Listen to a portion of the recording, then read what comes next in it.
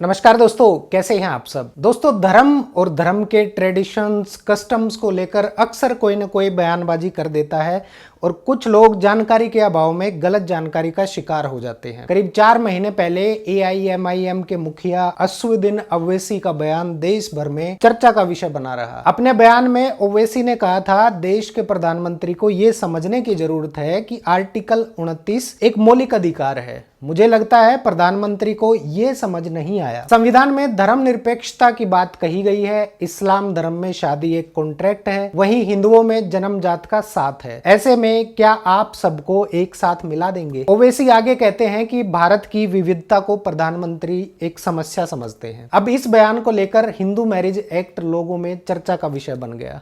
ओवैसी के इस बयान को कुछ लोग ठीक कह रहे हैं तो कुछ लोग इसे गलत बता रहे हैं। आज के इस एपिसोड में हम हिंदू मैरिज एक्ट को लेकर ही बात करेंगे और जानेंगे कि आखिर हिंदू मैरिज एक्ट के अंतर्गत हिंदू विवाह की क्या शर्तें हैं, किस कंडीशन में हिंदू विवाह संपन्न हुआ माना जाएगा। सबसे पहले जान लेते हैं कि हिंदू मैरिज एक्ट है क्या। दोस्तों, हिंदू मैरिज एक्ट साल 1955 में लागू हुआ था और इस एक्ट के तहत 2 हिंदू जाति के युवक युवती शादी कर सकते हैं। मेजर शर्त यह है कि उन दोनों के आपस में खून का रिश्ता नहीं होना चाहिए। इसके साथ ही ये एक्ट कहता है कि अगर कोई युवक या युवती दूसरी शादी करना चाहते हैं तो बिना तलाक के दूसरा विवाह मान्य नहीं होगा। यह एक्ट हिंदुओं के अलावा बौद्ध और जैन धर्म पर भी लागू होता है और इस एक्ट के तहत शादी के लिए लड़के की उम्र 21 साल और लड़की की उम्र 18 साल होनी चाहिए। आपकी जानकारी के लिए बता दूं कि ये एक्ट देश में रहने वाले ऐसे सभी व्यक्तियों पर लागू होता है जो मुस्लिम, ईसाई, पारसी या यहूदी नहीं है। इस एक्ट को थोड़ी गहराई से समझते हैं।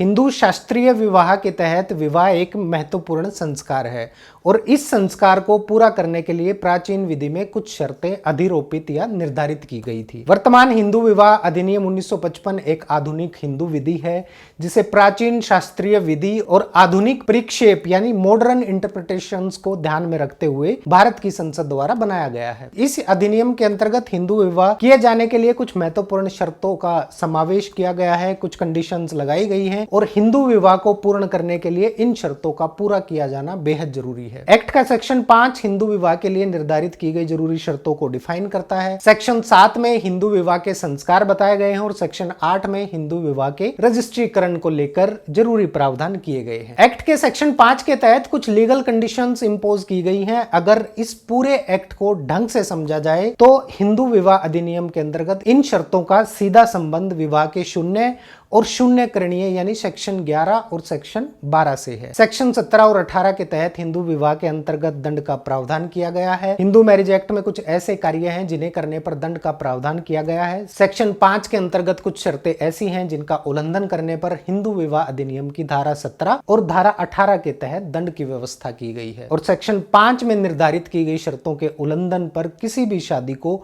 शून्य या शून्य करणीय घोषित किया जा सकता है। आइए एक बार जान लेते हैं कि सेक्शन 5 के तहत कौन कौन सी शर्तें निर्धारित की गई हैं। सबसे पहली शर्त है दोनों पक्षकारों का हिंदू होना। भीमराव लोखंडे बनाम महाराष्ट्र राज्य AIR 1985 सुप्रीम कोर्ट 1564 के मामले में कहा गया है कि जब विवाह के दोनों पक्षकार हिंदू हो तो ही हिंदू विवाह अधिनियम के अंतर्गत विवाह संपन्न माना जाएगा।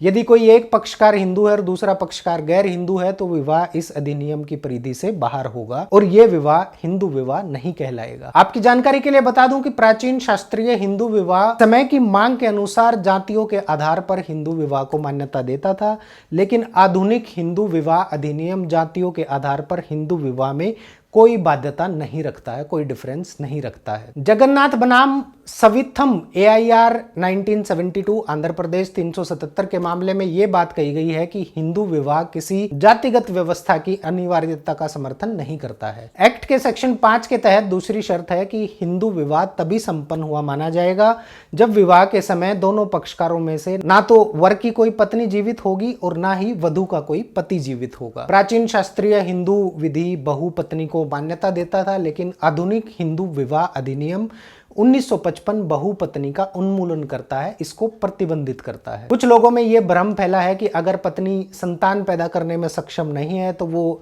इस ग्राउंड पर तलाक ले सकते हैं या बिना तलाक के दूसरी शादी कर सकते हैं, लेकिन ऐसा नहीं है। ऐसा करना गैर कानूनी है। रामप्रसाद सेठ बनाम उत्तर प्रदेश AIR 1961 इलाहाबाद 334 के मामले में दिया गया निर्णय उन सभी हिंदू स्त्रियों के अधिकारों की रक्षा करता है जो स्त्रियां किसी शारीरिक दुर्बलता के कारण संतान को जन्म नहीं दे पाती हैं। इस केस में कोर्ट ने कहा है कि जरूरी नहीं कि पत्नी संतान पैदा करने में सक्षम नहीं है तो पुत्र लाभ के लिए प्रार्थी दूसरी शादी कर ले। श्रीमती जमुनाबाई अंतरराव माधव बनाम अंतरराव शिवराव AIR 1988 सुप्रीम कोर्ट 644 के प्रकरण में हिंदू विवाह अधिनियम के सेक्शन 5/1 को डिफाइन करते हुए ये कहा गया है कि विवाह के समय वर या वधू की कोई पति या पत्नी जीवित नहीं होना चाहिए।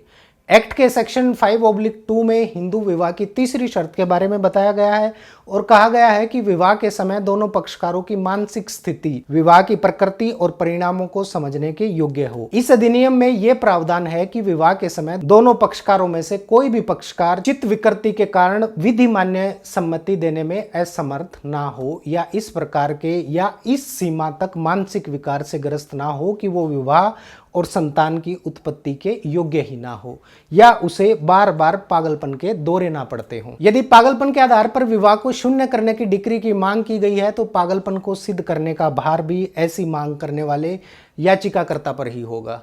इसके बाद अगली शर्त आती है पक्षकारों की न्यूनतम आयु की। दो हिंदुओं के बीच हिंदू विवाह तभी अनुष्ठान पूर्वक किया जा सकता है जब वर ने 21 वर्ष की आयु और वधू ने 18 वर्ष की आयु प्राप्त कर ली हो। यदि किन्हीं पक्षकारों का विवाह इस शर्त की अवहेलना करके किया गया है तो दोनों पक्षकारों में से कोई भी पक्षकार कोर्ट में याचिका दाखिल करके शादी को शून्य घोषित करने की मांग कर सकता है। इसके अलावा पक्षकार प्रतिसिद्ध नातेदारी में नहीं होने चाहिए, ना ही सपिंड होने चाहिए। इन दोनों के बारे में मैं पिछली वीडियो में ऑलरेडी बता चुका हूं, डिस्क्रिप्शन में लिंक है, आप वहां से जाके उसको देख सकते हैं, समझ सकते हैं। इसके बाद अगली शर्त आती है संस्कार की, यानी हिंदू विवाह तभी संपन्न माना जाएगा जब शादी हिंदू संस्कारों के तहत की जाएगी। संस्कारों के बारे में एक्ट के सेक्शन 7 में डिफाइन किया गया है और बताया गया है कि कोई भी हिंदू विवाह तभी संपन्न माना जाएगा जब वो विवाह हिंदी रीति रिवाजों और परंपराओं के अनुसार पूरे अनुष्ठान का पालन करते हुए पूरा किया जाएगा। अगर किसी समाज में सप्तपदी की परंपरा है तो 7वें पग के पूरा होने पर ही विवाह संपन्न हुआ माना जाएगा। इसके बाद अगली शर्त है शादी के रजिस्ट्रेशन की। वैसे तो किसी भी हिंदू विवाह को रजिस्ट्रेशन की कोई आवश्यकता नहीं होती है, लेकिन विवाह को अधिक सुविधाजनक बनाने के लिए अधिनियम की धारा 8 के अंतर्गत हिंदू विवाह को रजिस्टर किए जाने के लिए प्रावधान किए गए हैं और इसके लिए अलग अलग राज्यों को अपने अलग अलग नियम बनाने की शक्ति भी दी गई। आपकी जानकारी के लिए बता दूं कि हिंदू विवाह अधिनियम के अंतर्गत शादी का पंजीकरण कंपलसरी नहीं है, बल्कि ये ऑप्शनल है। स्पेशल मैरिज एक्ट 1954 के तहत सभी प्रकार की शादियों के पंजीकरण के लिए प्रावधान किए गए हैं। कुल मिलाकर हिंदू विवाह के लिए विवाह के समय वर की आयु 21 वर्ष और वधू की आयु 18 वर्ष होनी चाहिए। दोनों पक्षों में से किसी का पति या पत्नी विवाह के समय जीवित नहीं होना चाहिए।